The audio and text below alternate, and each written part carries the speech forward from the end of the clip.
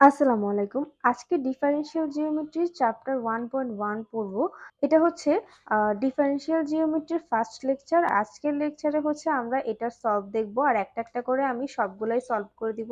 এই চ্যাপ্টারের যতগুলা ম্যাথ আছে সবগুলাই আমি সলভ করে দিব। এটার প্রশ্নটা আগে আমরা দেখে নিই, তারপর হচ্ছে আমরা সলিউশনে যাব। প্রশ্নটা হচ্ছে যে arc length of a curve between two points, মানে দুইটি বিন্দুর মধ্যবর্তী চাপ দৈর্ঘ্য কিভাবে নির্ণয় করতে হয় সেটা। তো এখানে প্রথমে হচ্ছে যে একটা কার্ভ থাকবে, ঠিক আছে? প্রথমে একটা কার্ভ থাকবে যেটা হচ্ছে যে একটা বিন্দু P of x y z, আর এটার ইকুয়েশন হচ্ছে এক্স এক্স, কিন্তু এখানে ভেক্টর আছে, ভেক্টর চিহ্ন দিবা। তো এক্স ভেক্টর এক্স ইউ, এটা হচ্ছে যে একটা ইকুয়েশন, আর এখানে কার্ভটা হচ্ছে সি। তো লেখাগুলো আমি এখানে লিখে নিয়েছি, আর তোমরা চাইলে এখান থেকে বাংলাটাও দেখে নিতে পারো আর ইংলিশটাও চাইলে লিখতে পারো। এভাবে লিখলে মনে রাখা যায়, এই জন্য আমি লিখেছি, বাট তোমরা পরীক্ষায় এভাবে লিখবা, ঠিক আছে? লেট আমি একটু বলে দিচ্ছি, let the equation of the curve C, মানে কি এই সি ইকুয়েশনের সি কার্ভের ইকুয়েশন হচ্ছে যে কত, x equal to x u, ঠিক আছে? এটা হচ্ছে যে এই কার্ভটার equation, where x is the position vector, এখানে যেখানে কিনা এক্স হচ্ছে একটা পজিশন ভেক্টর, এবং যে কোনো একটা বিন্দু হচ্ছে যে P of x y z, এই কার্ভের একটা বিন্দু হচ্ছে যে P of x y z. তাহলে আমরা লিখতে পারি কি, আমরা লিখতে পারি x vector equal to x y z. তাহলে আমরা জানি কি এই ভেক্টরটাকে এভাবে লেখা যায়, এটা আমরা জানি। তাহলে x i plus y j plus z k, এটা হচ্ছে যে এক্স ভেক্টর ইকুয়াল টু আমরা লিখতে পারি। এখন হচ্ছে আমরা কি করব, ডিফারেন্সিয়েশন করেছি এস এর সাপেক্ষে। এই লাইন পর্যন্ত আশা করি বুঝতে পেরেছো। এখন আমরা জাস্ট ডিফারেন্সিয়েশন করব কার সাপেক্ষে, এস এর সাপেক্ষে। তাহলে এই লাইনে আমরা এস এর সাপেক্ষে ডিফারেন্সিয়েশন করেছি, ডি ডিএক্স লিখেছি। তাহলে আমরা জানি কি ডি এক্স ভেক্টর ডিএস, মানে এইটার মান হচ্ছে যে টি ভেক্টর, এটাকে টি ভেক্টর আকারে লেখা যায়, এটা আমরা কিন্তু জানি। এই চ্যাপ্টারের অনেকগুলো ছোট ছোট সূত্র আছে, এগুলো তোমরা হচ্ছে যখন আমি বলবো বলার পাশাপাশি তোমরা সূত্রগুলো লিখে ফেলবা। তো তাহলে আর এদিকে যেটা আছে সেটা সেম টু সেম হবে, আমি আর সেটা লিখলাম না, ডট ডট দিয়ে দিলাম, তোমরা কিন্তু লিখবে। তারপরে টি ভেক্টরের আমরা মান বের করব। মান বের করলে কি হবে, টি ভেক্টরের মান বের করার জন্য আমরা মডুলাস দিয়েছি, আর এইটার পুরাটার যদি মডুলাস দেই, এটা পুরাটার যদি মডুলাস আমরা করি, তাহলে কি হবে, রুট ওভার প্রত্যেকটার স্কয়ার হবে, স্কয়ার প্লাস হবে, ঠিক আছে? প্রত্যেকটার স্কয়ার হবে এবং কি প্লাস হবে, এটা আমরা আগের থেকে জানি। আর হচ্ছে যে প্লাস হলে আমরা এখানে কি হবে, এখানে just root over d x d s square যোগ d y d s square যোগ d z d s square. এ পর্যন্ত আশা করি তোমরা বুঝতে পেরেছো, এটা একদমই ইজি একটা সলিউশন। তারপর হচ্ছে যে আমরা জানি কি একক ভেক্টর টি, টি এর মান কত, ওয়ান। একক ভেক্টর সবকিছুর মানে হচ্ছে ওয়ান, যেটা এখানে যদি টি থাকতো তা এটার মানও ওয়ান, এন থাকলেও ওয়ান, বি থাকলেও ওয়ান।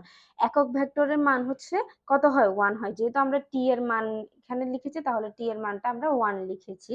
আর এদিকে যেটা আছে সেটা সেম টু সেম হবে, এখানে আমি আর লাইনটা লিখি নেই, তোমরা লিখবা। তারপর হচ্ছে যে ওয়ান ইকুয়াল টু, এখন যদি আমরা বর্গ করি, উভয় পাশে যদি বর্গ করি, তাহলে ওয়ান স্কোয়ারের মান ওয়ান হবে, আর এইটার বর্গ করলে জাস্ট রুট বাদ যাবে, ঠিক আছে? তাহলে রুট বাদ দিয়ে আমি বাকি যে লাইনটা আছে সেটা লিখে নিয়েছি। আর এটা হচ্ছে ধরো একটা প্যারা শেষ, ঠিক আছে? ধরো এটা হচ্ছে যে একটা প্যারা শেষ, এজন্য আমি এখানে এটা দিয়েছিলাম, তোমরা দিবা না কিন্তু। যাই হোক, এ পর্যন্ত আশা করি বুঝতে পেরেছো। তারপরে কি করব, তারপরের লাইনে দেখো, তারপরের লাইনে ওয়ানটাকে আমি এই পাশে লিখেছি, আর এখানে একটা কাজ করেছি সেটা আমি বলতেছি।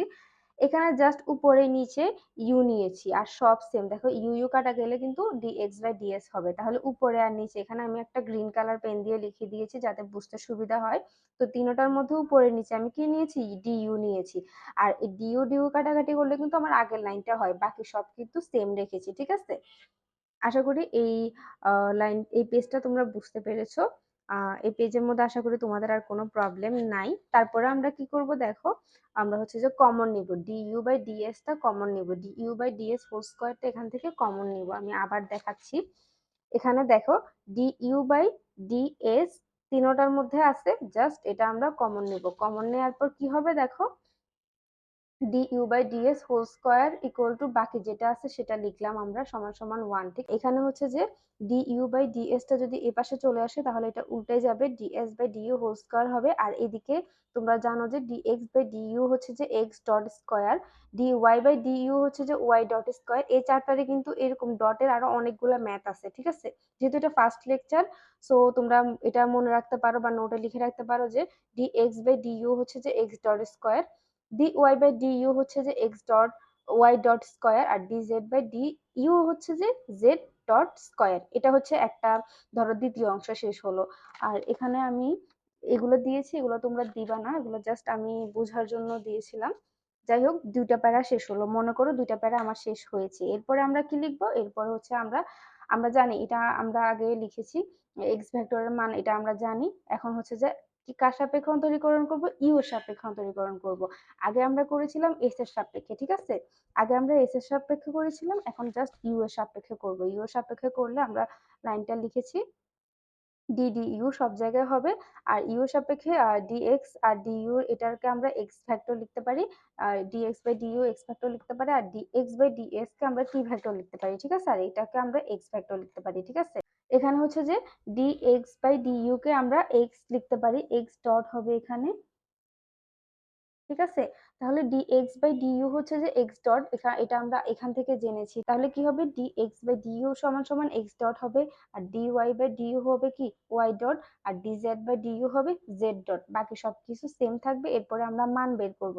তাহলে মান বের করলে কি হবে? x এর পরমান ইকুয়াল টু কত হয়? √x square y square z square. এখানে হচ্ছে যে x ডট স্কয়ার হবে, x dot square y dot square z dot square হবে, ঠিক আছে? এই তিনটা হচ্ছে যে মান বের করেছি, এটাকে আমরা একটা সমীকরণ দিলাম। তারপরে হচ্ছে যে আমরা √ওভার উঠানোর জন্য কি করব? উভয় পাশে বর্গ করব। উভয় পাশে বর্গ করলে কি হবে?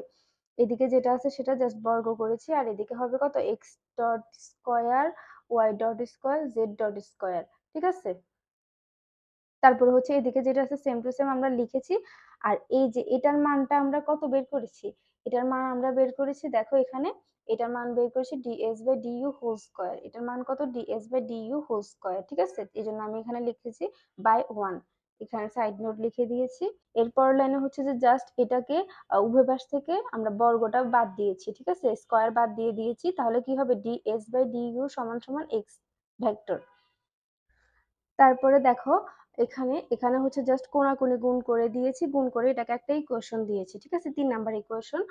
আর এটা ধরো একটা প্যারা শেষ হলো, প্যারা শেষ হলো, ঠিক আছে? এই পর্যন্ত ধরো তিনটা প্যারা শেষ হলো। তারপরে দেখো এই পর্যন্ত আশা করি তোমরা বুঝতে পেরেছো। এটা হচ্ছে লাস্ট লাইন, এটা একটু বুঝার বিষয় আছে। এটা হচ্ছে দেখো এখানে এখানে হচ্ছে কি বলেছে? সুতরাং ইউ নট বিন্দু হতে ইউ বিন্দু পর্যন্ত চাপ দৈর্ঘ্য হচ্ছে এস ইকুয়াল টু কি হবে? ইউ নট থেকে ইউ ডিএস। এটা হচ্ছে সূত্র, এটা মনে রাখতে হবে, চাপ দৈর্ঘ্যের সূত্র। তাহলে চাপ দৈর্ঘ্যের সূত্র s equal to integration of u naught থেকে ইউ, এখানে লেখাটা তোমরা লিখবা, আমি লিখি নেই, না লিখলেও সমস্যা নাই। যাই হোক, এখানে কি হবে?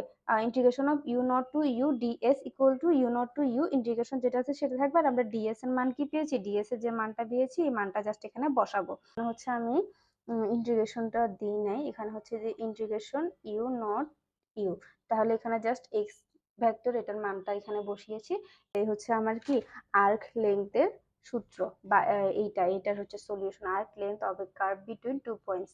আশা করি তোমরা এটা বুঝতে পেরেছো। নেক্সট লেকচারে হচ্ছে আমরা এটার সলিউশন করব। আমি তাও আরেকবার বলে দিচ্ছি এটা, যাতে ভালোভাবে তোমরা এটা বুঝতে পারো, একদম ইজি ভাবে বলবো এবারে আমি।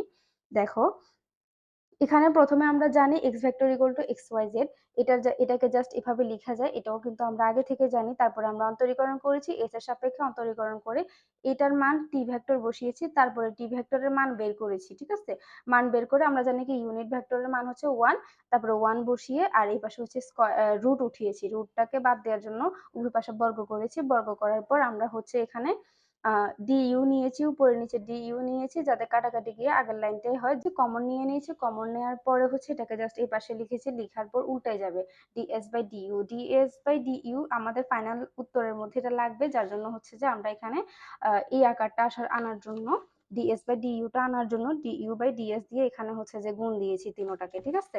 তাহলে আমাদের এটা হচ্ছে তোমার 1 নাম্বার ইকুয়েশন শেষ হলো, 1 নাম্বার ইকুয়েশন। তারপরে আমরা আবার আগের মতো লিখবো, আগের মতো সবকিছু করব, শুধু এখন আমরা অন্তরীকরণ করব কার সাপেক্ষে, ইউ এর সাপেক্ষে, ডি বাই ডিইউ হবে, ঠিক আছে। এখন ইউ এর সাপেক্ষে করার পর এক্স ভেক্টরের মান আমরা এখানে ডিএস এর মান এখানে ক্যালকুলেশন করে ডিএস এর মানটা বের করব, ডিএস এর মানটা বের করে আমরা মেন সূত্রটা লিখবো, এই লাইনটা আমরা মনে রাখবো।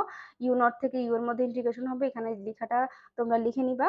তারপর হচ্ছে যে আমরা হচ্ছে ইন্টিগ্রেশন করলে এখানে ডিএস এর মানটা বের করেছি, ডিএস এর মান বসিয়েছি, আর এক্স ভেক্টরের মানও আমরা এখান থেকে পেয়েছি, এক্স ভেক্টরের মানটা বসিয়েছি, বসানোর পর হচ্ছে আমাদের উত্তরটা হয়ে গিয়েছে। এটাই হচ্ছে আমাদের arc length of a curve, ঠিক আছে। একটা কার্ভের আর্ক লেন্থ হচ্ছে এটা। তাহলে আশা করি তোমরা এটা বুঝতে পেরেছো। আর নেক্সট লেকচারে এটা কিন্তু বুঝাই দিব। কোন লাইন যদি তোমরা না বুঝে থাকো তাহলে আমাকে কমেন্টে বলবা, আমি ওই লাইনটা তোমাদেরকে বুঝাই দিব, ঠিক আছে। আজকে লেকচার এই পর্যন্তই। আল্লাহ হাফিজ।